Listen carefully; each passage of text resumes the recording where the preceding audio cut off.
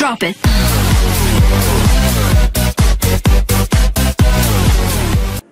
Assalamualaikum warahmatullahi wabarakatuh. Waalaikumsalam warahmatullahi wabarakatuh. Baik, selamat siang Bapak Ibu Guru. Siang. Baik, pasti semangat semua ya. Alhamdulillah di siang hari setelah ini kita akan melakukan apa ya? Kemarin itu serabi, yaitu serunya berbagi ya. Nah, pada siang ini kita akan mendengarkan bersama-sama. Kita berbagi yang menjadi narasumber pada siang hari ini yaitu Bapak Benny Sumarna SP ya, tentang aksi nyata murid itu dikreasi atau dikerasi. Sangat bagus temanya ya. Bertepuk tangan sebelumnya untuk Pak Benny yang pada siang ini akan memberikan sedikit sedikit refleksi diri juga ya buat kita Bapak Ibu Guru. Apakah kita di kelas memang sudah mengkreasikan potensi-potensi siswa atau justru kita mengkerasi ya, karena dampaknya juga berbeda walaupun hanya beda huruf ya. Sebelum kita mulai, mari kita sambut dulu untuk Bapak Ibu yang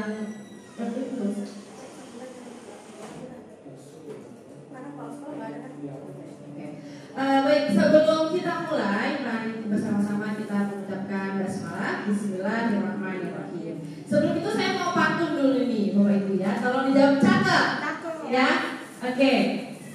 Jalan-jalan sama Ibu Soheni. Jalannya ke Bekasi. Maaf, ulang lagi. Ayo Bu Evi, boleh? Itu rekaman soalnya nih. Oke, ulang lagi ya. Pantunnya ulang lagi. Jalan-jalan bareng Ibu Suheni. Jalannya ke Bekasi. Mari kita sambut Bapak Benny yang akan memberikan materi murid itu dikreasi atau dikerasi. Oke, silakan Bapak Benny. Oke, ya Bapak Ibu ya. Selamat siang, salam sejahtera untuk kita semua. Terima kasih atas kesempatan yang diberikan pada siang hari ini. Saya berdiri di depan sini bukan untuk mengajari, tapi untuk kita berdiskusi, berkolaborasi terkait dengan kegiatan program guru penggerak Bapak Ibu. Mungkin bagi yang belum, ayo bisa daftar di angkatan 11. Ya, sedikit iklan kalau mau teknik website, nanti malam saya mau ada webinar. Nanti malam saya bikin webinar tentang teknik esai. Oke, Bapak Ibu kalau mau gabung, ayo aja. Oke, Bapak Ibu, pada siang hari ini berkaitan dengan aksi nyata modul 1.4 dengan tema yang diambil aksi nyatanya murid itu dikreasi atau dikerasi. Ya, ada pelaku, ada objek, ya kan? Nah, ini pelakunya kita sebagai guru di kelas kita masing-masing, kita handcraft ya, sesuai dengan tangan cantik kita masing-masing mengkreasikan, atau kita menggunakan tangan besi gitu kan, untuk mengkreasi mereka. Nah, ini akan kita bahas bersama-sama. Sekali lagi, saya juga termasuk dalam CGP rekognisi Bapak Ibu dari BPGP DIY. Jadi ya Bapak Ibu ya, BPGP Balai Besar Guru Penggerak ya, DIY. CGP rekognisi itu karena kebetulan sebelumnya saya dari pengajar praktik, lalu karena lulus juga di fasilitator, jadi mendapat jalur tol. Lewat jalur tol namanya CGP rekognisi. Oke, sekali lagi Bapak Ibu, salam dan bahagia. Assalamualaikum warahmatullahi wabarakatuh. Shalom, damai sejahtera, Om Swastiastu, Namo Buddhaya, salam kebajikan, Rahayu. Ya, untuk kita semua pada siang hari ini Bapak Ibu. Nah, kegiatan kita kurang lebih seperti pada layar, ada pembukaan, ada sharing session, ada tanya jawab, dan juga nantinya ada penutup ya Bapak Ibu, seperti yang tertera pada layar. Ya, nantinya ini akan menjadi agenda kita pada siang hari ini. Oke, Bapak Ibu, tujuan kegiatan kita adalah kita akan bersama-sama untuk mendapatkan pemahaman mengenai konsep-konsep inti dari modul berbudaya positif ya, yang bisa diterapkan dan dipahami penerapannya dalam ekosistem sekolah yang aman dan tentunya tujuannya berpihak pada murid ya Bapak Ibu. Nah, ini belum ke dalam intinya. Tadi kita juga sudah melakukan pembukaan. Ini skenario kegiatan kita Bapak Ibu. Pembukaan tadi sudah penjelasan, nantinya ada tujuan dan kesepakatan, lalu ada sharing mengenai konsep inti. Jadi dari budaya positif kita bungkus menjadi kalimat murid itu dikreasi atau dikerasi ya, yang dimana nanti menjadi bahan diskusi kita sama-sama. Sebab tahu dari Bapak Ibu ada yang memiliki pandangan-pandangan yang berbeda. Nah, kesepakatan kita pada siang hari ini, seluruh peserta memiliki kesempatan untuk berpendapat ya. Nanti kalau dari Bapak Ibu ada yang mau berpendapat, dipersilakan. Lalu kita mendengarkan satu sama lain, kita dapat berpartisipasi penuh, dan semoga kita semua yang berada di sini mengikuti kelas ini dengan perasaan yang riang gembira ya. Ya, riang gembira ya Bapak Ibu ya. Oke. Nah, Bapak Ibu, nah ini dia ya. Di dalam kalimat kata positif ya, positif itu tidak hanya ditemui di baterai ya. Tidak hanya juga ditemui dengan lawannya negatif ya. Namun positif itu ternyata juga bisa dibentuk dari budaya. Mungkin kita juga sepakat Bapak Ibu ya, bahwa budaya itu terbentuk karena ada kebiasaan yang dilakukan berulang-ulang. Jadi sebelum kita manusia bisa ciptain budaya, karena gampang ciptain budaya. Lakukanlah satu hal yang berulang-ulang, itu nanti jadi budaya. Ya, dilakukan nanti jadi budaya. Lama-lama dilakukan jadi budaya. Nah, ada beberapa poin terkait dengan budaya positif yang kita pelajari sama-sama Bapak Ibu.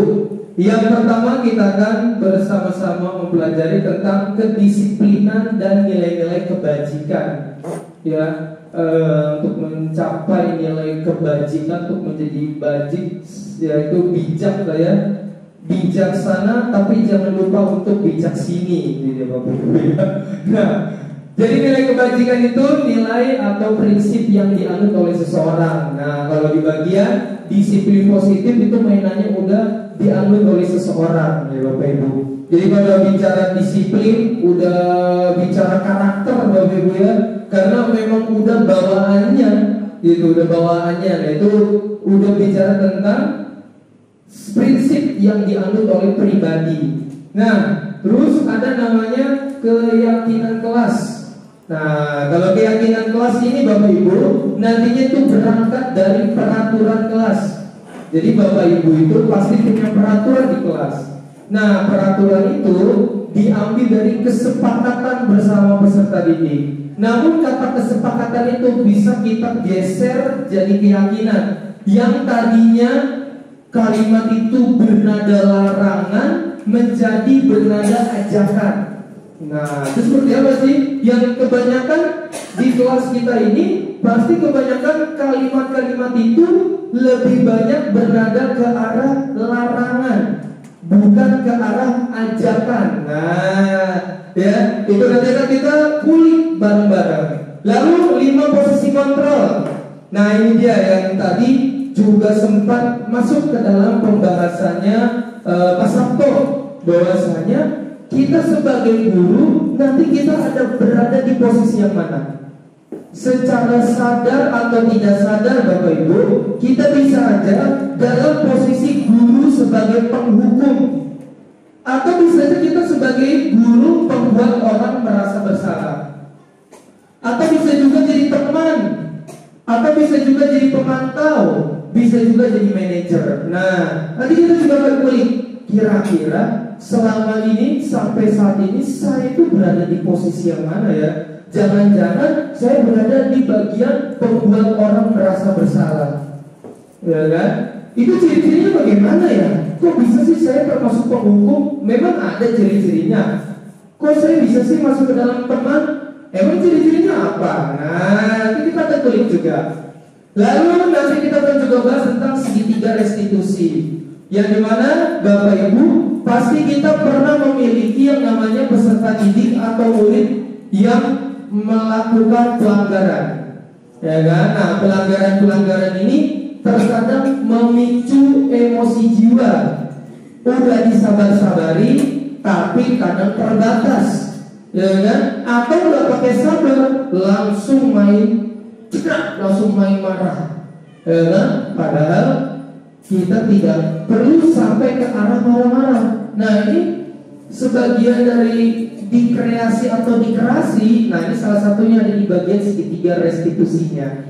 Lalu juga ada di bagian nanti kita akan bahas teori motivasi, hukuman, penghargaan, dan restitusi. Nah, di bagian ini Bapak Ibu, nanti saya akan memberikan beberapa pernyataan-pernyataan nanti dari Bapak Ibu masing-masing. Kira-kira pernyataan itu termasuk hukuman atau termasuk konsekuensi.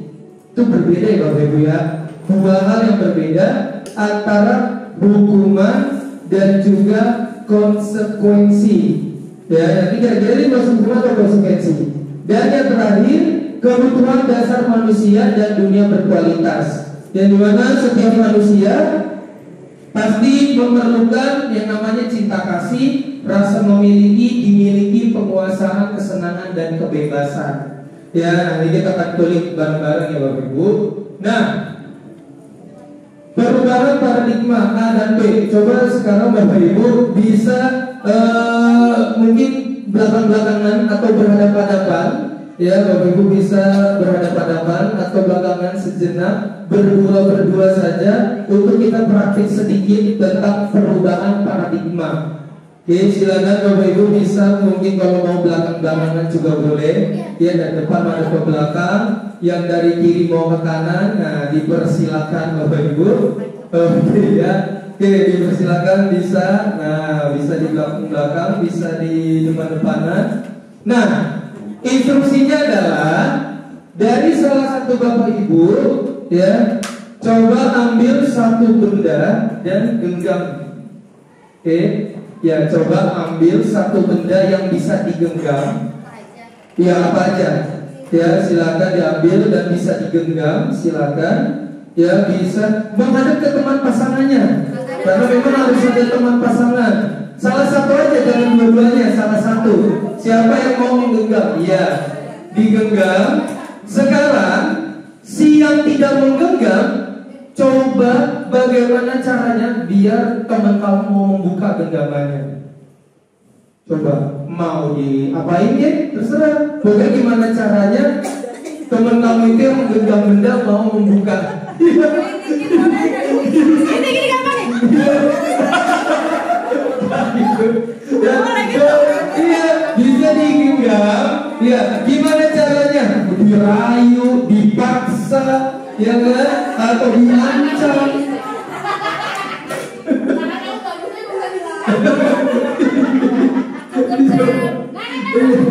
Gimana? Nah, ada yang mungkin tinggi. Coba, nah, yang menggenggam sekuat tenaga biar jangan sampai merayu ya. Berhasil. Ya, itu berhasil. Mau kalau mau dipaksa atau mau bagaimana disilakan. Ya. Baik ya. Oke. Oke. Bapak Ibu cukup praktisikannya. Banyak terusan nanti jadinya bertengkar ya. Tapi tahu teman aku kenapa kamu tertarik? Gitu nanti ya. Oke. Bapak Ibu, ini dia ya. Apa sih yang dimaksud dari yang teman kamu memegang? Ya, teman kamu memegang, yang teman satunya lagi merayu, ya kan? Perubahan apa sih yang dimaksud di sini? Nah, ini dia. Ya, yang dilakukan oleh Bapak Ibu tadi adalah si penggenggam seakan-akan seperti murid, ya, murid, dan si perayu itu sebagai seorang guru. Nah, ilustrasi tadi adalah seperti guru sedang mengontrol murid. Ayolah, coba buka dulu itu tangannya, ada apa sih tangan kamu? Ada yang berkata lembut. Oke, sini, coba. Memang kenapa sih? Atau juga yang kasar, bukan? buka itu. Kenapa kamu di situ? Apa yang kamu genggam? Coba lihat dulu tangan kananmu itu. Itu upaya ilustrasi tadi. Bagaimana tadi Bapak Ibu merayu atau mengontrol murid dari Bapak Ibu masing-masing. Nah, bisa juga mengkritik, membuat orang merasa bersalah, dapat menguatkan karakter. Coba itu, apa sih yang kamu pegang saat ini? Jangan-jangan gara-gara benda itu kan yang kamu pegang, makanya teman kamu terluka. Nah, bisa jadi kata-kata seperti itu Bapak Ibu kan? Atau jangan-jangan kamu ya yang melempar batunya. Mana coba lihat batunya? Itu gara kamu itu. Nah, bisa juga terlontar seperti itu, agar si murid juga merasa mau dia mengikuti kata-kata kita, yaitu dengan cara mengkritik dan bikin dia seperti orang yang merasa bersalah. Nah, ibu tahu itu tangan kamu itu, makanya kamu nggak mau buka itu tangan kamu, pasti di situ batunya. Nah, bisa juga seperti itu, ya kan? Atau bisa juga penguatan positif, ya kan? Atau bisa juga diminta untuk hak mereka. Oke ya, sekarang kamu mungkin belum mau buka sekarang. Ya, oke, kita sepakat aja. Mau dibukanya 5 menit lagi, 10 menit lagi, atau habis istirahat. Nah, seperti kita memberi pilihan pada mereka. Tapi memang di situ Bapak Ibu yang gak main-main untuk menguji kesabaran. Oke, anak-anak ya, 5 menit ya. 5 menit ya. Karena memang apa ya, melakukan tadi ya Bapak Ibu, yang kita sepakat bahwa budaya itu bisa berubah jikalau dilakukan secara berulang-ulang. Saat kita mau melakukan sebuah perubahan setelah menerima materi budaya positif, terkadang tidak mudah karena ada sifat yang telah kita tanam sebagai guru selama bertahun-tahun. Bertahun-tahun diubah dalam satu hari jebret itu nggak mungkin. Ya kan? Yang tadinya A tiba-tiba menerima budaya positif terus jadi B dalam satu hari jebret, nah itu agak sulit juga ya. Nah, sehingga perlu adanya pengulangan. Iya Bapak Ibu. Nah, di bagian perubahan paradigma ya ada teori stimulus respon. Nah, ini biasanya ada di perkuliahan filsafat pendidikan tentang stimulus respon. Ya, diberi terus ada respon, ya kan? Di sudut api responnya kan? Dikasih es batu, aduh dingin. Nah, jadi ada stimulus, ada respon. Nah, kira-kira sampai saat ini Bapak Ibu, kita termasuk masih ke dalam stimulus respon atau kita masuk ke dalam teori kontrol? Ya, kalau bagian nomor 1 Bapak Ibu, kita mencoba mengubah orang agar berpandangan sama dengan kita. Nah, ini kita menjadi refleksi diri kita masing-masing. Apakah kita termasuk pribadi yang terus-menerus mencoba mengubah orang agar berpandangan sama dengan kita? Ya. Nah, itu secara nggak langsung. Jadi kan, atau kita termasuk dalam teori kontrol, bahwasanya kita berusaha memahami pandangan orang lain itu tentang dunia. Maksudnya pandangan orang itu berbeda, ya kan, rambut sama hitam, tapi isi kepala berbeda. Ya, tidak perlu jauh-jauh. Kita pun sebagai kakak beradik, ya kan, yang sudah tumbuh sejak dini bareng-bareng pun memiliki pandangan yang berbeda-beda. Atau kita yang kedua, perilaku buruk dilihat dari sebagai suatu kesalahan. Kamu ini terlambat dulu, gue sampai kalasan. Kamu ini terlambat terus kerjamu ya. Nah, stimulus respon. Karena dia terlambat, kita merespon. Ya kan, dia terlambat, respon kita, kamu ini terlambat dulu. Kan? Atau termasuk dalam teori kontrol, semua perilaku memiliki tujuan. Kamu ini kok Bapak lihat atau Ibu lihat terlambat terus hari ini, ada apa? Ya kan? Ya kan? Kenapa? Oh, ternyata mungkin orang tuanya sakit. Ya kan? Atau ternyata orang tuanya lagi pergi pulang kampung, dia tinggal sama kakaknya, akhirnya telat bangun tidur. Ya kan? Ada 3, orang lain bisa mengontrol saya. Nah, ini agak bahaya nih. Orang lain bisa mengontrol saya. Saya tuh sulit juga loh. Saya bisanya tuh, yang namanya orang lain tuh mengontrol saya juga banget terhasut. Ya kan? Nah, itu stimulus respon tuh. Ya kan, orang-orang memberi stimulus ke kita, dengan tekanan-tekanan, akhirnya kita terrespon. Nah ini responnya tinggal tergantung apakah responnya positif atau responnya negatif, ya kan? Nah, atau dalam diri nih, hanya Anda yang bisa mengontrol diri Anda, ya kan? Itu termasuk dalam beberapa di kecerdasan itu kan kurang lebih ada 9. Salah satunya kecerdasan interpersonal. Makanya jangan heran kalau tiba-tiba ada orang yang bisa mengatakan pada dirinya sendiri, saya pasti bisa. Nah itu nggak semua orang punya bisa yang kayak gitu-gitu untuk bicara dengan dirinya sendiri. Saya pasti bisa. Orang-orang bisa, masa saya nggak bisa? Sama-sama makan nasi, sama-sama minum air. Apa bedanya saya sama dengan dia? Itu gak gampang loh Bapak Ibu. Tidak semua orang bisa memotivasi kayak gitu. Ya, makanya dia itu termasuk ke dalam kecerdasan interpersonal. Karena tidak semua orang bisa memotivasi dirinya sendiri. Efeknya apa? Banyaklah tumbuh namanya motivator. Karena tidak semua bisa memotivasi dirinya sendiri, motivator datang untuk memotivasi. Jadi tidak secara internal, tapi secara eksternal. Atau paksaan. Stimulus responnya pemaksaan ada pada saat bujukan gagal. Udah capek-capek kan, udah pakai cara 1, 2 gak bisa juga, akhirnya sadarnya habis, ya kan? Keluar kandungnya.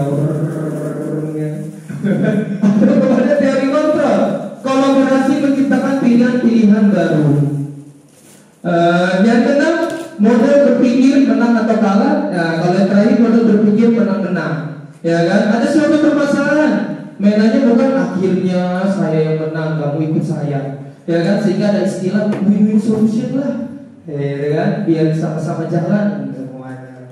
Nah, ini adalah paradigma baru yang tadinya mungkin kita termasuk dalam stimulus respon secara tidak sadar, kita sama-sama berupaya ke dalam teori kontrol. Nah, kontrol diri ini bisa dilakukan oleh diri sendiri, gitu ya. Makanya ada istilah percuma motivator sampai berjuta kali berbicara, tapi tidak ada motivasi dari diri sendiri. Itu dia Bapak Ibu. Nah, ini kata disiplin. Ya, bahwasanya ternyata kata disiplin itu berasal dari bahasa Latin yang dimana potensinya itu bukan untuk hari ini, tapi untuk masa depannya. Ya kan? Makanya kata ada istilah-istilah, jika kamu mau melihat dia di 5 tahun ke depan, lihatlah apa yang dilakukan sekarang. Ya kan? Kita bisa lihat nih, tuh orang bakal seperti apa di 10 tahun ke depan dengan melihat apa yang dia lakukan hari ini. Ya kan? Yang dilakukan secara berulang-ulang. Sehingga kalau bisa dikatakan di saat orang-orang tidur, aku terbangun. Di saat orang bangun, aku belajar. Di saat orang belajar, aku bekerja. Di saat orang bekerja, aku menuai hasil. Selangkah lebih maju. Ini dia Bapak Ibu ya. Kayak apa aja ya. Kalau kata itu. Oke ya Bapak Ibu ya. Nah, kita lanjut. Nilai disiplin ini bisa dikatakan oleh dari Gadget Dewantara. Sempat waktu itu diskusi dengan pihak narasumber fasilitator dari BPGP.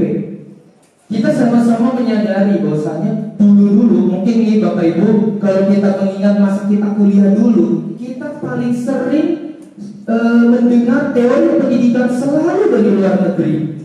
Dikit-dikit John Dewey, John Locke, Max Weber, ya kan, biasa, terus, ya kan, itu terus dulu, ya kan, dari semester 1 sampai lulus, mungkin gak sedikit waktu PPG kemarin, terus menerus. Nah, di sini, ya kan, dilakukan pengebrakan, ya kan, bahwasanya kita punya tokoh pendidikan yaitu Ki Hajar Dewantara. Siapa nama dulunya Ki Hajar Dewantara?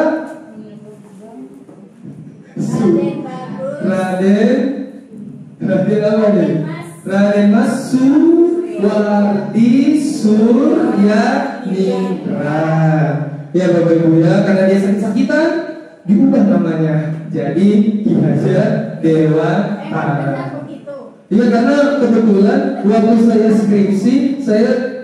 skripsinya tentang Ki Hajar Dewantara. Jadi langsung 2 bulan saya di Taman Siswa Jogja, langsung meneliti, datang langsung di Taman Siswa, itu keren banget. Main ke kuburannya Ki Hajar Dewantara sama Nyi Hajar, ketemu sama orang keturunannya masih ada dan dia cerita-cerita. Itu dulu 2015. Saking penasarannya, pilih pas saya mau skripsinya pokoknya di Jogja, gitu. Terbang soal jauh, ya kan dapat terbang sih mahal, maksudnya naik bis. Ya, ini mesti nostalgia Bapak Ibu ya tentang Ki Hajar Dewantara. Ya, nah ini dia Bapak Ibu terkait dengan teori motivasi, ya, untuk menghindari kadang motivasi yang dimiliki oleh manusia yang pertama, dia termotivasi melakukan sesuatu hanya karena dia ingin menghindari dihukum aja, ya, dia ngelakuin itu ya karena biar gak dihukum udah cukup, hanya sampai situ aja. Apa yang akan terjadi apabila saya tidak melakukannya? Ya kamu nanti bakalan dipanggil presiden, kan? Aku takut kalau begitu, yaudah deh aku datang aja. Nah, sehingga ada di poin pertama, kita melakukan sesuatu berarti karena ada hukumannya, biar terhindar. Atau yang kedua, ya kan, bisa jadi kita termotivasi melakukan sesuatu karena dapat imbalan dari orang lain. Oke, saya ikutan, dapat apa saya? Kan? Oke, saya ikutan, dapat apa? Kira-kira apa yang akan saya dapatkan apabila saya melakukannya? Ya, kan? Berarti motivasinya karena ada imbalan. Kalau imbalannya hilang, motivasinya juga ikut hilang. Atau yang ketiga, untuk menghargai diri sendiri menjadi insan harapan. Akan menjadi orang yang seperti apa bila saya melakukannya. Sedikit nostalgia Bapak Ibu. Saat saya ikut pernah kegiatan di tahun 2018, saat itu saya masih status KKI. Nggak sedikit yang masuk ke dalam telinga saya berkata, ngapain sih ikut gituan? Kita tuh KKI, buat apa ikut gituan? Gak bakalan dapat apa-apa. Itu, ya. Atau waktu itu juga ada yang mengatakan, udah percuma ikut gituan, gak bakal nambah kok, ya kan? Daripada ikut gituan capek-capek gak nambah. Tapi saya syukur alhamdulillah Bapak Ibu. Karena ikut kegiatan di tahun 2018 itu, itulah yang mengatakan saya hingga saat ini Bapak Ibu. Ya, jadi ya, benar. Kalau saya waktu itu tahun 2018 ikut, kalau dipikir-pikir ya juga ya, saya ikut buat apa? Kalau saya berprestasi itu sertifikat buat apa? Toh juga kalau mau ikut waktu itu PNS gak dilihat sertifikat dari umum. Terus mau saya dapat apa? Kalau dibilang dapatkan tambahan pendapatan apa? Toh juga nggak ada bonus buat KKI kalau tiba-tiba ini.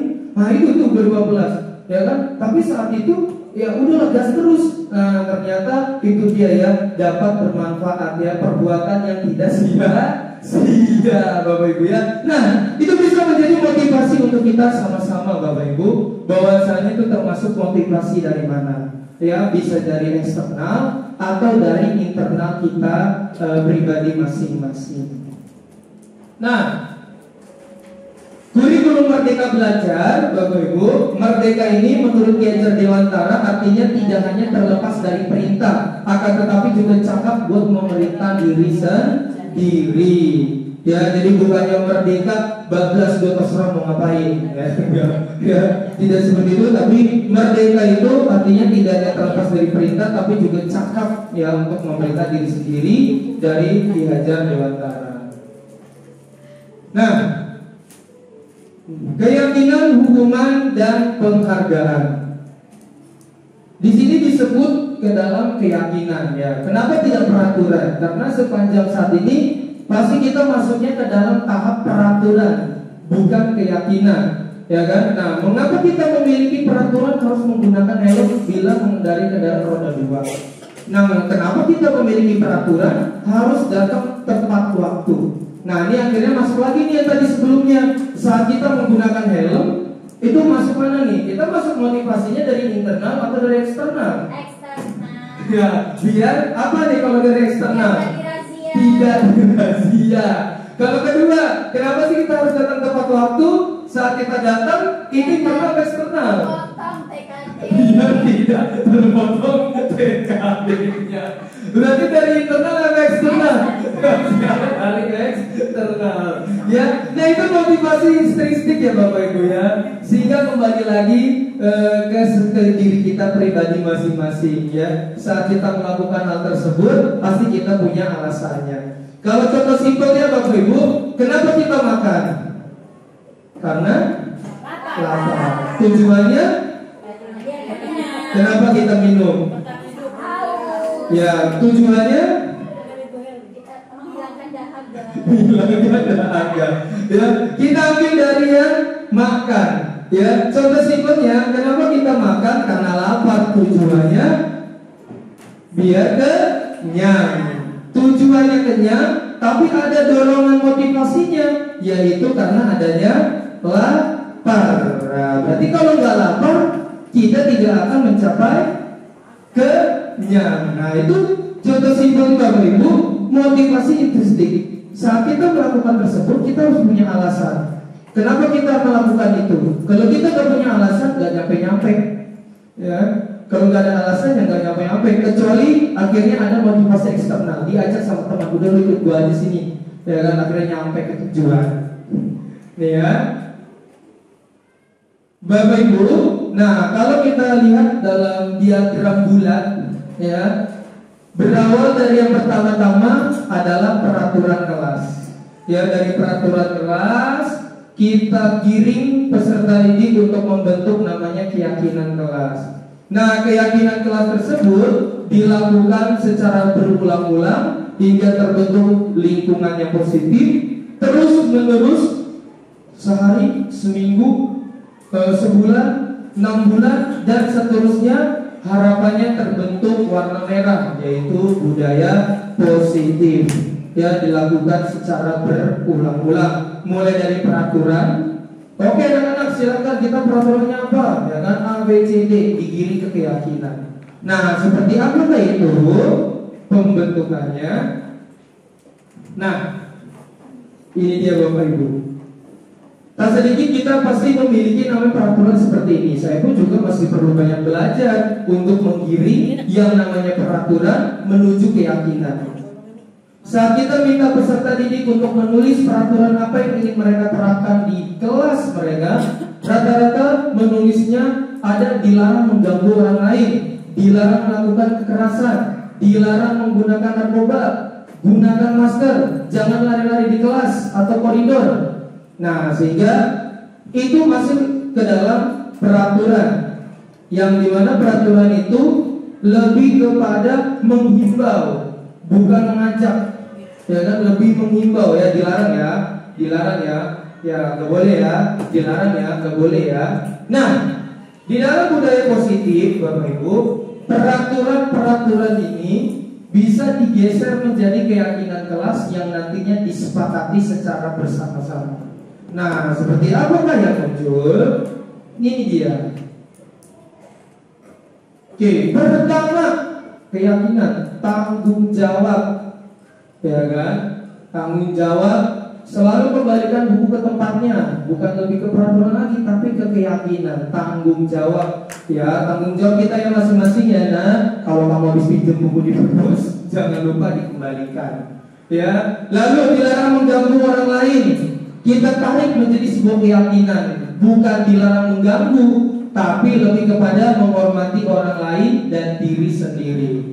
Ya, terus dilarang menggunakan narkoba, bukan dilarang, tapi lebih ke keyakinan menjaga kesehatan. Ayo jaga kesehatan, lalu itu luas tuh. Tidak hanya bicara tentang narkoba, tidur jangan sampai larut malam pun juga bisa masuk ke dalam. Itu dia ya, larut malam ini yang sulit ya.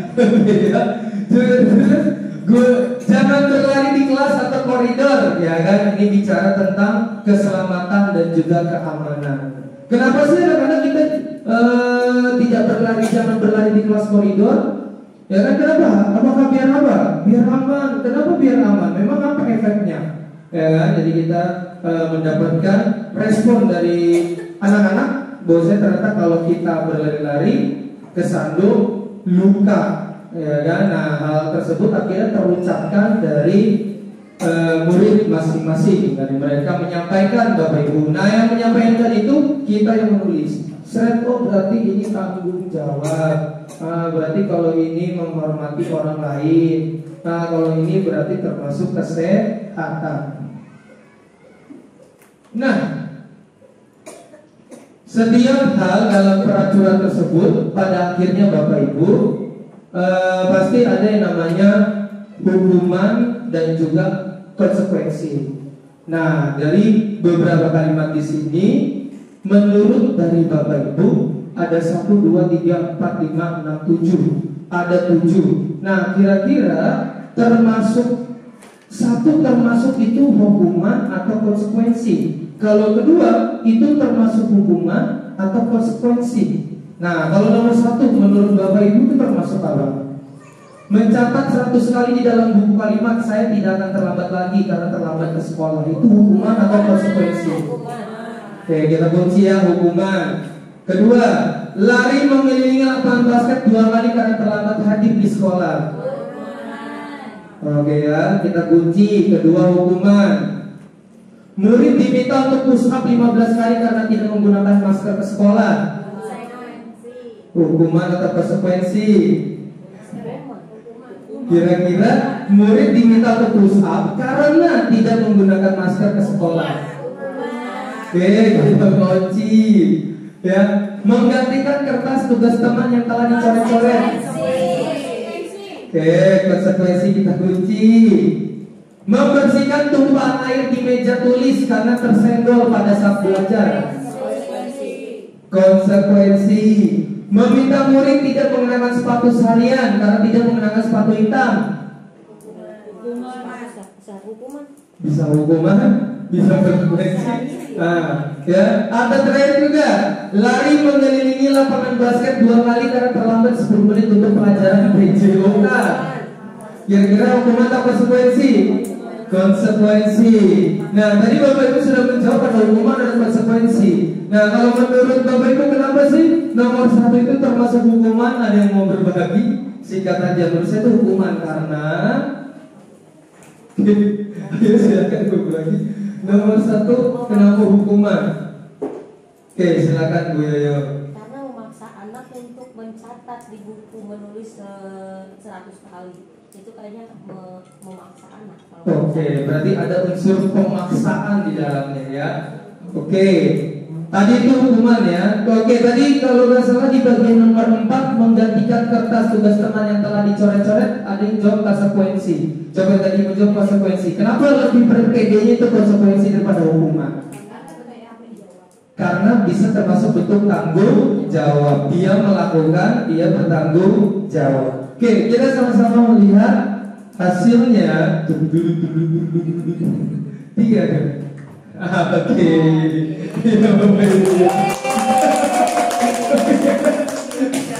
Ya, Bapak Ibu, ini dia ya. Yang 1, 2, 3 tadi memang sudah sepakat betul. Hukuman lebih kepada apa ya, paksaan, ya kan?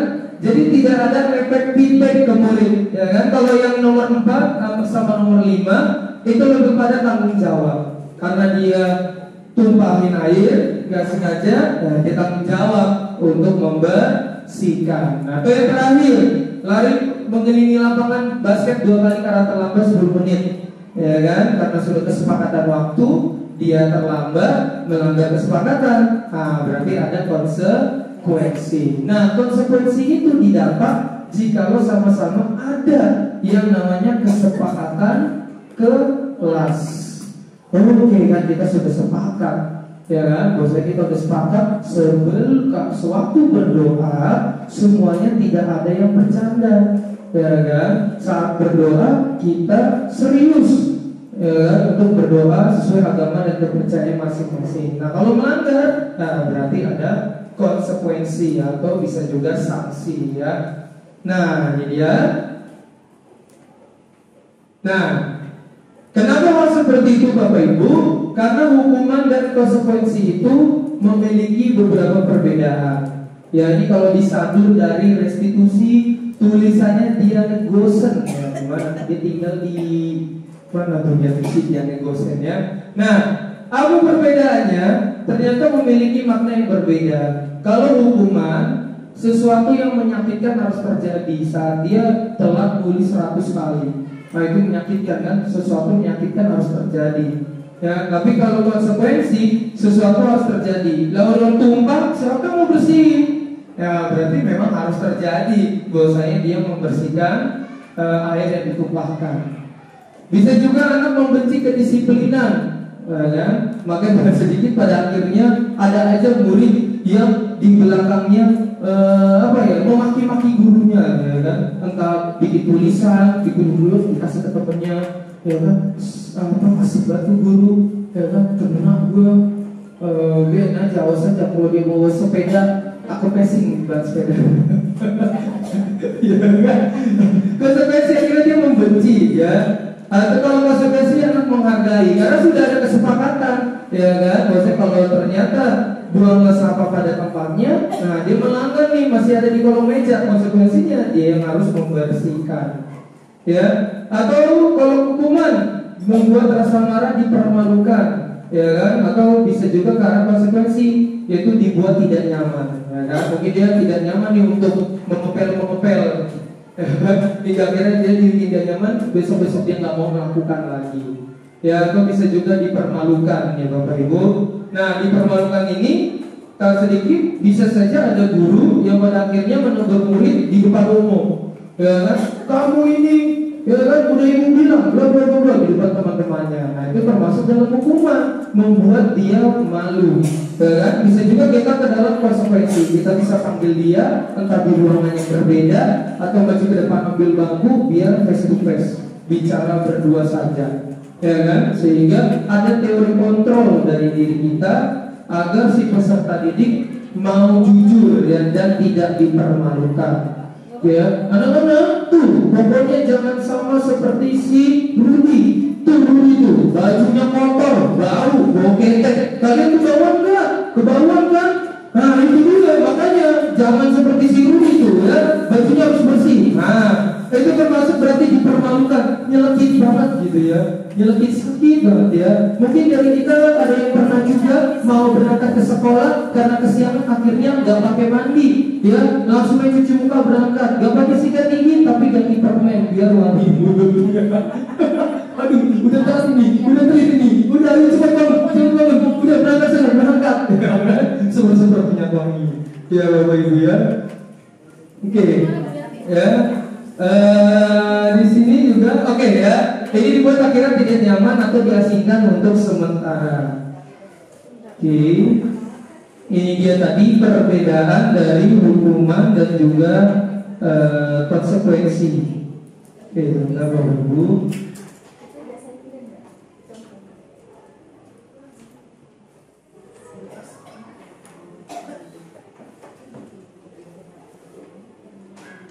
Nah, ya, ada pada akhirnya Bapak Ibu, kalau kita memilih hukuman, ya, hukuman tersebut ada juga menjadi sebuah penghargaannya. Dihukum oleh penghargaan, tetap hukuman, tapi hukumnya oleh penghargaan. Saat kita berulang kali menjanjikan atau memberikan hadiah kepada anak-anak agar berperilaku atau bertanggung jawab kepada seorang murid atau melakukan sesuatu, atau juga kepada seorang karyawan agar melakukan pekerjaan berkualitas, kita sedang berasumsi mereka tidak dapat melakukannya atau tidak bisa memilih. Nggak sedikit ada juga guru yang dia ternyata itu sebuah hukuman tapi lewat penghargaan, yaitu siapa yang bisa jawab 10-10-nya benar dapat permen, ya kan? Secara nggak langsung kan menghukum si yang nggak bakalan dapat 10. Maksudnya dia dapat hukuman, ya itu dia nggak bakal dapat permen karena dia juga akhirnya menyadar dirinya, oh saya nggak bakalan dapat permen karena hukumannya lewat penghargaan. Siapa yang benar semua dapat permen. Satu sisi sih sebetulnya kita ingin memotivasi bahwa kita memberikan hadiah kepada murid kita yang bisa menjawab 10 pertanyaan dengan benar. Tapi ternyata di sisi yang lain tanpa kita sadari, kita menghukum mereka lewat penghargaan. Bahwasanya kita pun tahu, ya kan, dari 32 murid, ya mungkin 32-nya jawab 10, ya kan, akhirnya yang tersinggung si yang gak bakalan jawab 10-10-nya. Nah ini bisa juga termasuk bahwasanya dihukum oleh penghargaan, ya Bapak Ibu. Nah, pengaruhnya itu bervariasi Bapak Ibu. Pengaruhnya, penghargaan efektif jika ingin menekan seseorang melakukan sesuatu bisa juga dalam jangka waktu yang pendek. Nah, jika kita menggunakan penghargaan lagi dan akhirnya terus-menerus menggunakan penghargaan, maka orang tersebut bergantung lewat penghargaan. Awalnya kita hanya ini Bapak Ibu membangun motivasi secara eksternal. Ya, misalnya kalau kalian bisa menjawab, nantinya mendapatkan penghargaan, yaitu coklat 1 bungkus. Awalnya memang untuk membawa ke dalam budaya yang positif, namun secara tidak langsung membuat mereka menjadi tuman. Yaitu tuman yang kebiasaan. Pada akhirnya jikalau itu dilakukan terus-menerus, si anak mau melakukan sesuatu jikalau ada penghargaan. Oke, Bapak kan tadi ngasih soal ini 10. Kalau saya bisa jawab 10-nya saya dapat apa? Pada akhirnya tadinya kita niatnya bukan ke arah situ, ternyata disalahartikan oleh orang lain, ya kan? Oleh si murid. Pada akhirnya si murid ketergantungan. Enggak nak, sekarang mah udah gak ada hadiah-hadiah lagi, pokoknya udah dikerjain aja. Kalau memang jawabnya benar, nah berarti kamu bisa mengerjakan soal tersebut. Nah, bisa aja itu mengurangi motivasi dia, karena sebelumnya dia termotivasi karena adanya penghargaan. Ya nggak ada. Udah kalau gitu ngerjainnya dikit-dikit aja. Nah, jadi ya Bapak Ibu ya, sehingga kita dapat memberikan penghargaan kepada seseorang saat dia merasa bangga dengan pencapaian sendiri. Maka kita bisa mengambil langkah kegembiraan itu secara alamiah. Tadi teman-teman kamu sudah menjadi petugas upacara. Beri tepuk tangan untuk mereka. Ya kan? Itu penghargaan, ya kan? Bahwasanya ternyata orang-orang yang berani untuk menjadi petugas upacara diberi penghargaan lewat tepuk tangan. Ya kan? Nah, itu bisa juga memotivasi anak-anak yang lain. Ya Bapak Ibu, yang tadinya dia malu-malu untuk ditunjuk membaca undang-undang, wah, besok-besok dia berani. Yang tadinya dia malu-malu menjadi pemimpin upacara, besok-besok dia berani. Itu dia Bapak Ibu ya. Nah, sehingga penghargaan bisa kita ubah dari yang tadinya dihargai dengan benda, nah bisa kita ganti dihargai dengan tindakan. Oke, bisa lagi aplaus. Mungkin bisa yang tadi itu selain tepuk tangan, pujian, hebat, tepuk hebat, dan lain-lain sebagainya. Jadi dia Bapak Ibu. Nah, ini dia Bapak Ibu ya, kita masuk ke dalam bagian segitiga restitusi 5 posisi kontrol. Nah, di bagian inilah Bapak Ibu kita mengidentifikasi diri kita masing-masing, merefleksikan diri kita termasuk pribadi yang mana. Apakah pribadi yang penghukum, menjadi guru yang suka membuat orang merasa bersalah, menjadi guru bagian teman, menjadi guru pemantau, atau menjadi guru yang manajer. Nah, ini kita akan sama-sama merefleksi diri. Namun sebelumnya kita harus tahu dulu, restitusi itu apa? Nah, restitusi itu adalah proses kolaborasi mengajak murid untuk mencari solusi. Makanya sekarang itu ada metode problem based learning ya, pembelajaran berbasis masalah untuk memecahkan permasalahan, ya kan? Sehingga kita menjadi fasilitator atau menjadi coach. Ya, ada namanya teknik coaching. Ya kan? Kita coach, yang di coaching namanya coaching, ya kan? Tanpa kita sadari, saat si anak melakukan sebuah kesalahan, dia punya solusinya. Nah, kita mengcoach itu, ya, kita memfasilitasi biar dia menemukan solusinya. Nah, namun apakah kita bisa mencapai level situ? Nah, itulah kita belajar. Saya pun juga sama, masih perlu banyak-banyak belajar. Nah, ini dia ciri-ciri mana yang termasuk penghukum, membuat orang merasa bersalah hingga manajer. Ya, ini dia Bapak Ibu. Ya, ada 3 bagian: identitas gagal, kontrolnya dari luar; identitas berhasil, berarti kalau itu sukses; atau identitas sukses, ya, tapi berasal dari diri sendiri kontrolnya. Nah, kita coba sama-sama melihat Bapak Ibu. Kalau guru masuk ke dalam bagian penghukum, lebih banyak kepada hartikan, menunjuk-nunjuk, menyakiti, menyindir, ya kan? Terus lebih berkata, kalau kamu tidak melakukannya, awas ya, rasakan, kan? Udah ibu bilang apa? Nah, itu dia, ya kan? Awas ya. Kalau kamu nggak ngerjain, awas kamu.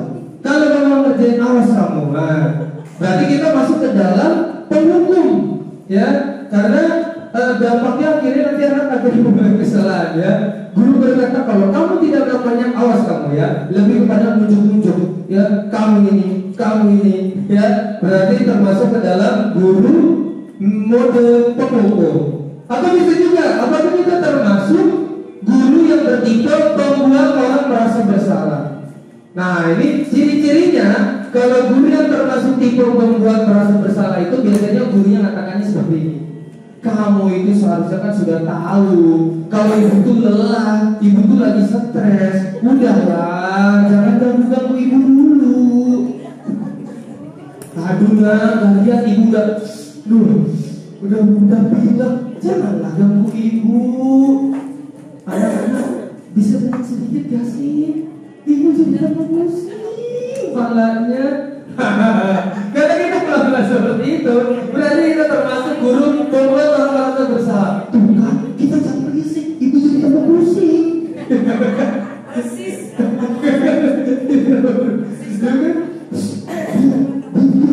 Kalau nggak diam nanti kita dimarahin tuh, ya ibu lagi sakit.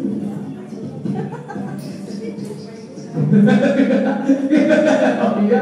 Nah, berarti kita termasuk membuat orang merasa bersalah. Kita buat si anak merasa bersalah. Kalau dia ngobrol dikit, dialah penyebab ibu atau bapaknya tambah pusing. Ternyata pusingnya bukan gara-gara itu, pusingnya karena udah tanggal 16 ya kan. Pusing gitu ya. Lanjut. Atau kita juga bisa termasuk teman, Bapak Ibu. Kita juga termasuk, apakah kita termasuk guru sebagai teman? Nah, biasanya kalau guru sebagai teman, dia mengendalikan murid dengan cara seperti ini. Ayolah, lakukan demi ibu, kamu pasti bisa. Ayo coba aja dulu. Ayo kalau nggak karena kamu demi ibu deh, demi bapak, ya kamu maju aja dulu demi teman-teman kamu, ya kan? Atau bisa juga masa kamu tidak mau, ingat, emang gak berkan ibu kan pernah juga nolongin kamu. Nolongin ibu ya, ditulis absen sekarang.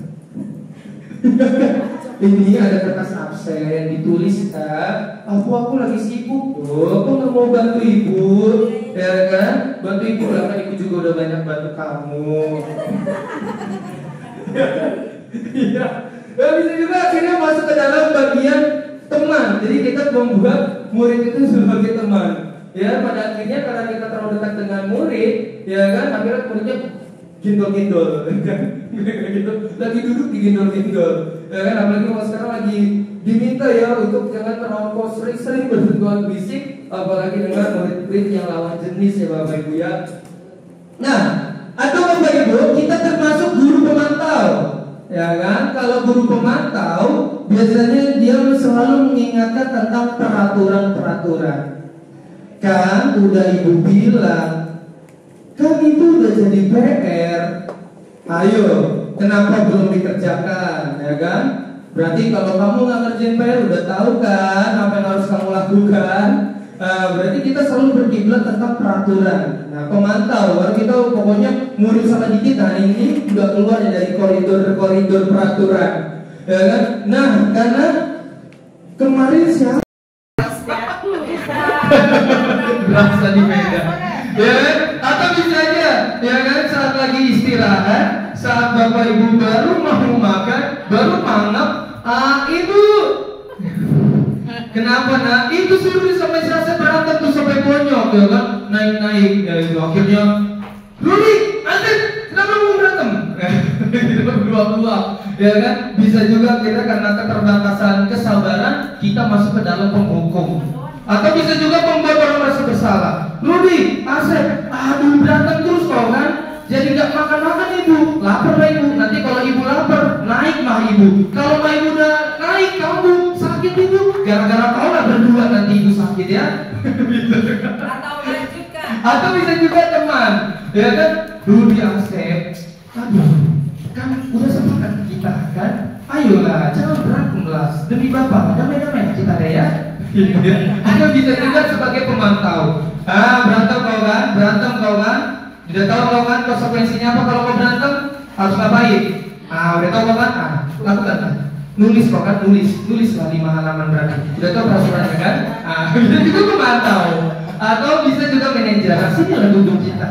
Duduklah di sini ke depan. Jadi kita memiliki respon yang berbeda-beda ya Bapak Ibu di dalam kegiatan 5 posisi kontrol. Berarti dari yang tadi kita termasuk yang mana?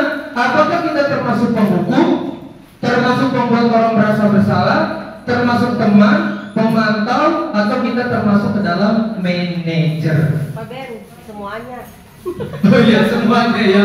Berarti 5 ini ya sesuai hati ya, sesuai dengan tingkat kesabaran dan suasana hati. Oke ya Bapak Ibu.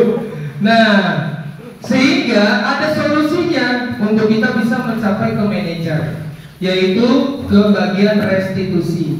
9 ciri-ciri restitusi Bapak Ibu. Restitusi itu bukan untuk menebus kesalahan. Nah, restitusi itu memperbaiki atau proses refleksi. Restitusi itu tawaran, bukan paksaan. Udah ya, pokoknya kamu harus ikut ini. Enggak, tapi kita menawarkan.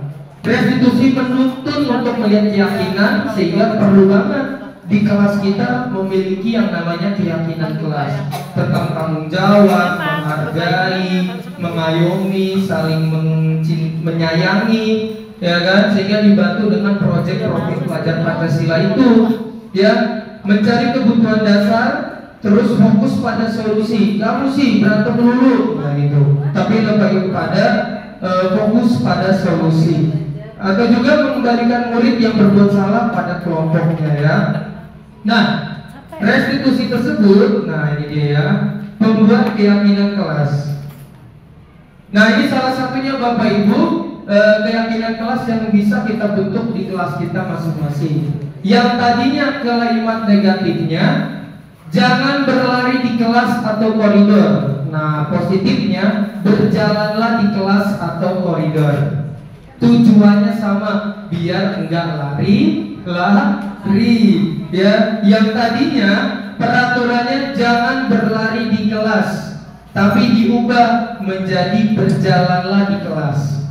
Nah, jadi peraturan-peraturan tersebut yang tadinya dilarang, kita ubah menjadi kalimat ajakan, berjalanlah di kelas atau koridor. Jangan membuang sampah sembarangan, diubah menjadi buanglah sampah pada tempatnya.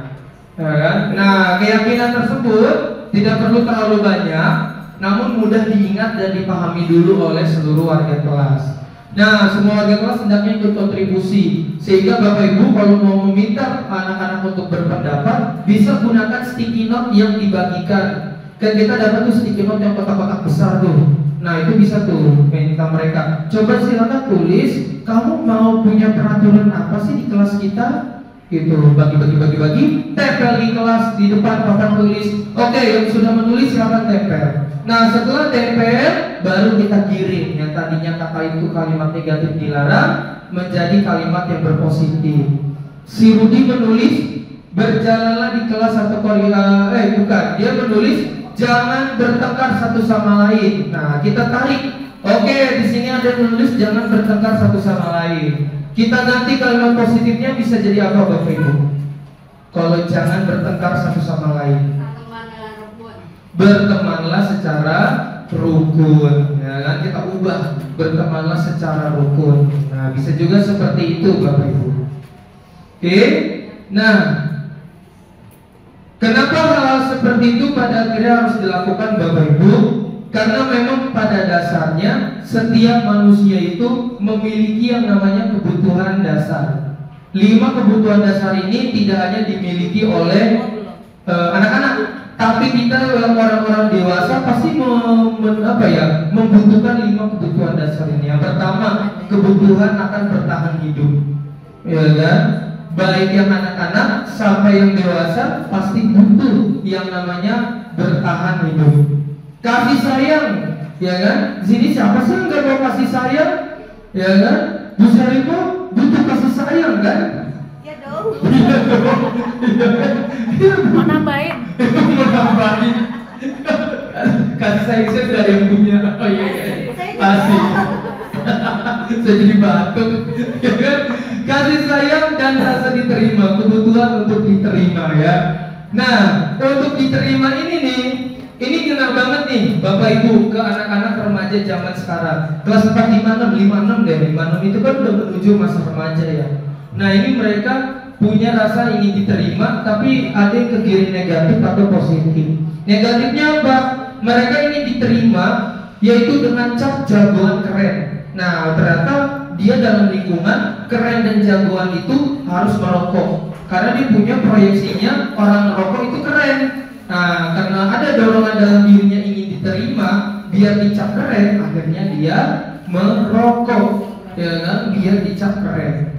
Nah, ini rasa ingin diterima. Atau penguasaan, ya, butuh pengakuan atas kemampuan diri. Ya, nah ini penguasaan butuh pengakuan atas kemampuan diri. Ada juga kebebasan, kebutuhan akan pilihan. Ya, mau pilih lewat kiri atau lewat kanan. Ke Bandung mau naik motor atau naik mobil. Ya kan, kalau naik motor seru nggak Bapak Ibu kalau ke Bandung? Seru dong. Ada yang udah pernah ke Bandung naik motor? Ke Palembang aja pernah. Waduh, Oma ke Palembang aja pernah naik motor tuh ya. Kalau ke puncak nggak pernah ya naik motor ya? Ya, pernah tidak ke puncak naik motor? Begini pernah ke puncak naik motor? Kalau belum pernah, diajak nanti gua sama Bugian. Berdua naik motor. Tujuannya makan mie rebus, yang kelar makan mie rebus turun lagi. Nah, ada juga kesenangan, kebutuhan untuk merasa senang ya. Pasti setiap orang butuh yang namanya merasa senang ya. Namanya ini ya, orang-orang dari anak-anak sampai tubuh dewasa gak jauh pasti butuh yang namanya rasa senang. Ya, rasa senang ini bisa beragam ya Bapak Ibu. Senangnya itu jangan sampai senang di atas penderitaan orang lain. Ya jauh ya, gak ada begitu ya. Tapi senang ya, senang ya senang ya kan, senang ya karena merasa senang. Mungkin senang karena hobinya, ya kan, senang karena bertemu dengan teman-teman, ya sehingga ada kata-kata orang kesepian di dalam keramaian, ya kan, ya itu dia nggak senang tuh pada ramai, tapi dia merasa senang di saat dia sedang sendirian. Bahkan mungkin di antara kita lebih nyaman di kamar aja udah daripada ngumpul-ngumpul di luar. Tapi ada juga tipe orang yang tericharge tenaganya kalau udah ngumpul sama teman-teman. Kayaknya kalau udah ngumpul sama teman-teman nih kayaknya udah happy banget. Atau bisa juga seperti di antara murid-murid kita Bapak Ibu. Di kelas dia senang, ternyata pas di rumah dia pendiam. Berbanding terbalik seperti yang di rumah. Atau dibalik, di rumah dia bangun, di luar kelas dia pendiam. Ya, itu dia. Karena kenapa orang-orang ya itu mencari kesenangannya.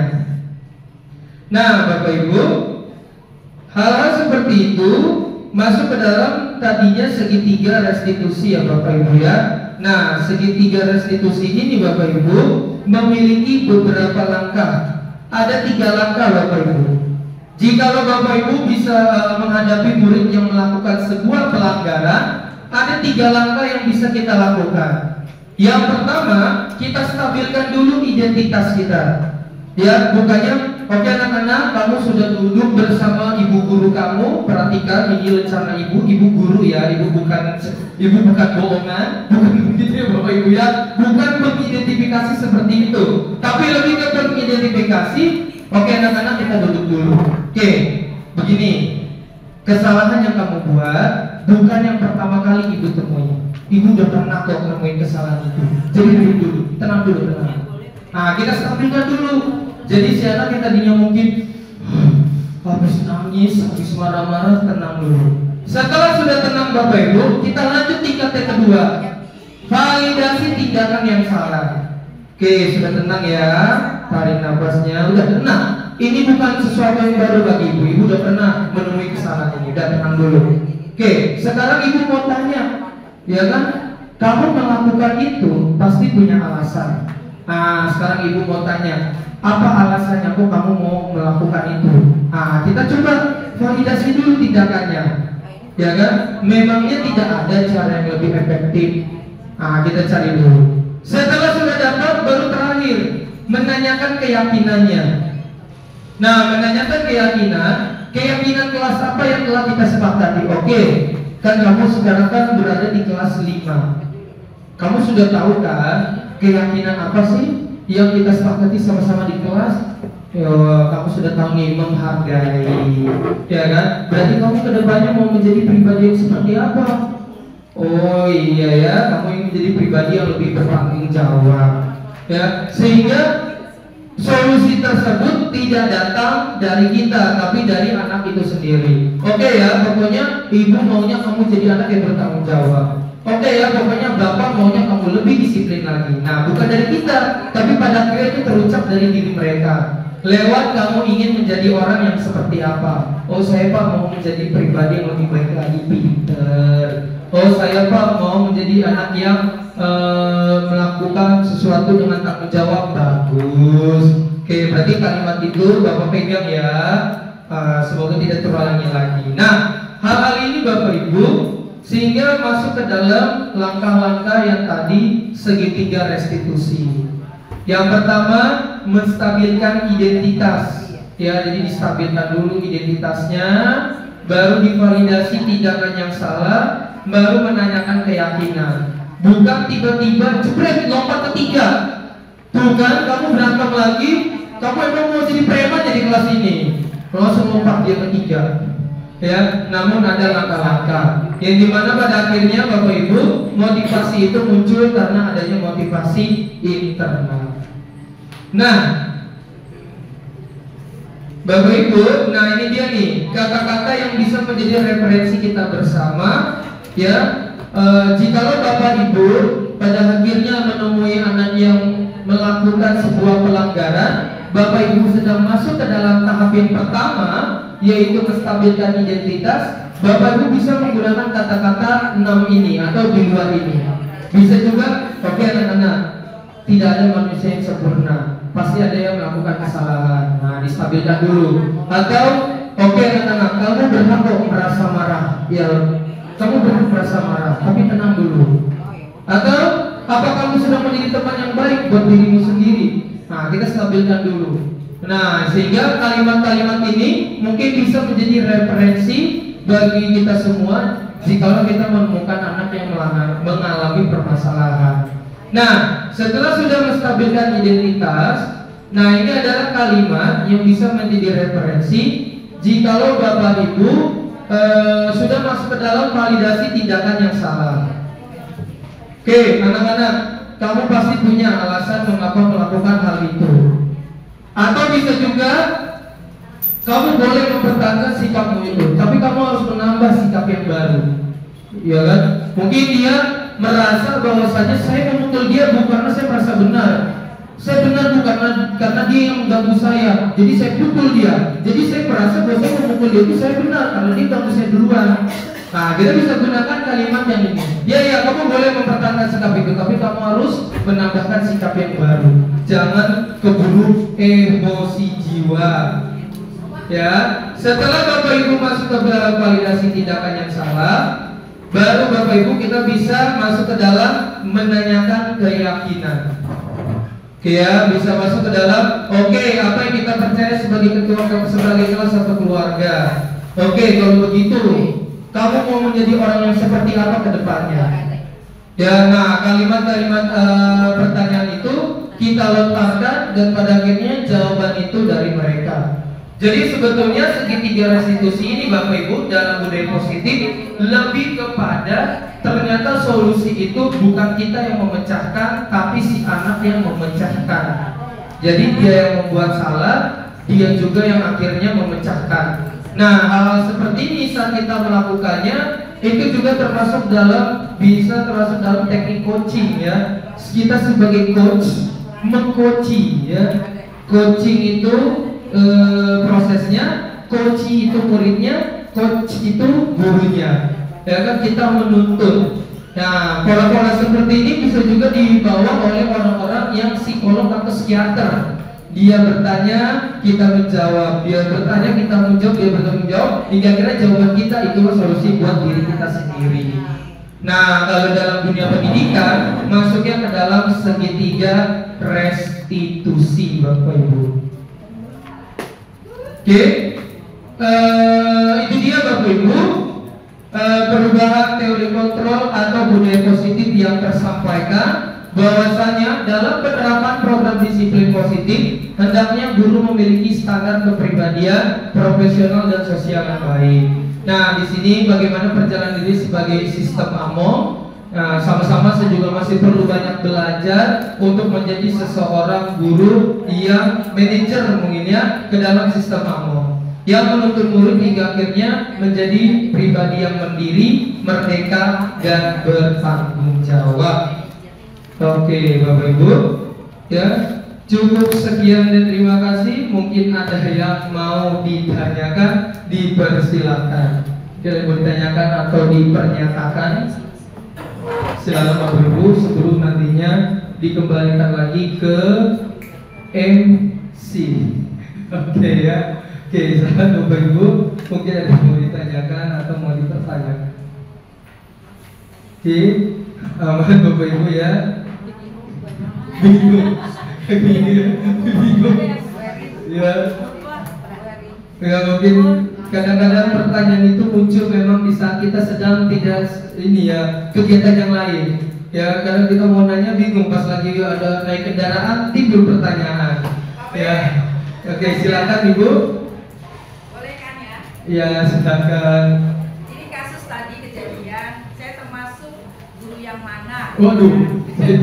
Tadi kebetulan di kelasnya Ibu Yoyo, saya datang ada yang menangis dua-duanya. Ya. Akhirnya saya bertanya, temannya yang menjawab. Kemudian saya bujuk yang satu dan yang apa ya? Yang nangis dua-duanya saya tanya, tapi nggak mau menjawab. Akhirnya yang menjawab temannya. Nah, akhirnya saya bilang ya sudah, kita belum belajar dulu ya nak, tolong selesaikan permasalahan teman kalian. Siapa yang bisa menyelesaikan permasalahan ini, terima kasih. Nanti baru kalau sudah selesai ibu baru mengajar. Nah ternyata yang bisa adalah yang merayu itu anak perempuan, karena kasusnya laki-laki dan perempuan. Anak yang laki kekeh, lebih baperan dengan anak perempuannya, yang perempuan itu bisa minta maaf. Akhirnya saya putuskan, karena anak juga punya hak untuk belajar dengan saya, ya sudah, hari ini mungkin Mika hatinya masih belum apa bisa memaafkan, tapi apa ya namanya, yang perempuan itu terima kasih sudah mau memulai kegiatan akhirnya belajar kembali cair. Nah itu bagaimana sikap saya itu Mas? Oke, Bapak Ibu ya. Jadi di dalam kasusnya, jadi ada anak perempuan laki bertengkar, pas ditanya oleh gurunya tidak mau ada yang jawab tapi temannya. Hingga pada akhirnya Bu Nenek menyerahkan kepada temannya untuk coba ditanya. Mungkin dia mau menjawab kalau kamu yang tanya, karena merasa punya kewajiban untuk tetap meneruskan pembelajaran. Nah, kalau dari Bapak Ibu dulu deh, ya mungkin ada yang mau punya berpandangan sebaiknya seperti apa, atau memang apa sih yang harus kita lakukan kalau kita menghadapi situasi peristiwa seperti itu. Kita udah tanya nih anaknya, tapi dia malah temennya, ya kan, dia masih aja diem-dieman, ya kan. Nah sebaiknya bagaimana kalau dari pandangan Bapak Ibu? Nah bisa juga ya tadi dia anaknya kita giring ke ruangan yang berbeda, bisa juga seperti itu. Kita bawa ke ruangan yang berbeda, mungkin dia mau bicara tapi anaknya malu, ya karena malu, mungkin karena habis berantem, habis bertengkar. Nah itu dia tadi Bu Nenek, bisa kita gunakan tadi segitiga restitusi. Kita berkumpul bertiga sama si anak, ya baru kita tenangkan ke dia. Kita bisa meyakinkan dia bahwasanya kesalahan yang dia buat itu bukan dia yang pertama kali melakukan. Takutnya dia merasa bersalah karena teman-teman yang lain gak pernah melakukan kesalahan itu. Jadi dia kayak malu. Nah, kita bisa bikin identitas mereka itu tenang. Oke, tenang. Kalian berdua bertengkar. Ini ibu sudah ini ya, ini bukan pertama kali ibu melihat murid bertengkar. Ya, jadi kalian coba tenangkan diri dulu. Nah, mungkin bisa dilakukan di ruangan yang berbeda ya bu ya, di ruangan yang berbeda. Nanti dari kestabilan identitas baru naik ke yang kedua, validasi tindakan yang salah, menjelaskan kejadian secara bergantian. Nah, baru deh Bu Neneng bisa masuk ke dalam yang ketiga, yaitu menanyakan keyakinan. Kalau kamu memangnya berkata terus menerus, kamu mau menjadi orang yang seperti apa sih ke depannya? Gitu.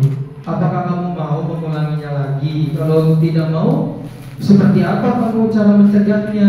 Jadi segitiga restitusi ini seakan-akan kita bukanlah sebagai pemberi solusi. Ya, memang sih di materinya begitu Bapak Ibu.